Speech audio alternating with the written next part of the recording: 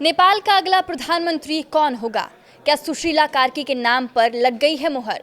Gen Z ने भी दे दिया है अब अल्टीमेटम। नमस्कार, आप देख रहे हैं न्यूज़ 18 का डिजिटल प्लेटफॉर्म और मैं हूं आपके साथ साक्षी झा। नेपाल में जेनजी का विरोध प्रदर्शन शांत होने के बाद अंतरिम सरकार बनाने की कवायद शुरू हो गई है।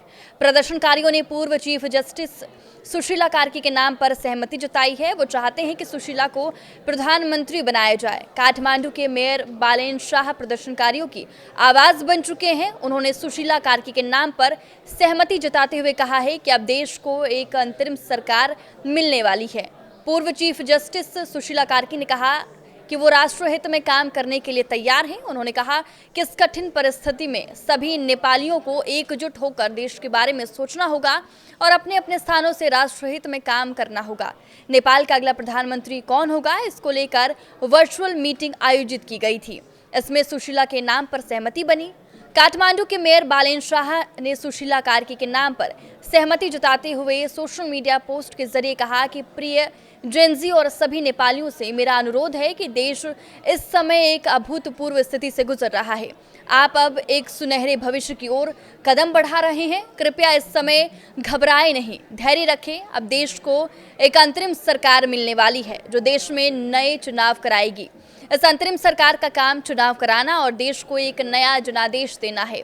मैं पूर्व मुख्य न्यायाधीश सुशीला कार्की को इस अंतरिम चुनावी सरकार का नेतृत्व सौंपने के आपके प्रस्ताव का पूर्ण समर्थन करता हूं।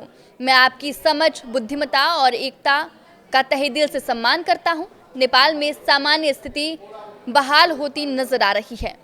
मीडिया रिपोर्ट्स के मुताबिक इस बीच सैनिकों को देश में कानून व्यवस्था कायम करने और आंदोलन की आड़ में संभावित हिंसा को रोकने के लिए सड़कों पर गश्त करते देखा गया। नेपाल में सरकार विरोधी प्रदर्शनों के हिंसक होने के बीच केपी शर्मा ओली ने प्रधानमंत्री पद से इस्तीफा दे दिया था। देश भर में आगजनी और तोड़फोड़ की घटनाओं के बाद मंगलवार रात से सुरक्षा अभियानों की कमान संभालने वाली सेना ने देशव्यापी प्रतिबंधात्मक आदेश लागू किए हैं। सैनिकों ने सड़कों पर पहरा दिया और लोगों को घर पर ही रहने का आदेश जारी किया, जिससे नेपाल की राजधानी काठमांडू में सन्नाटा पसरा रहा।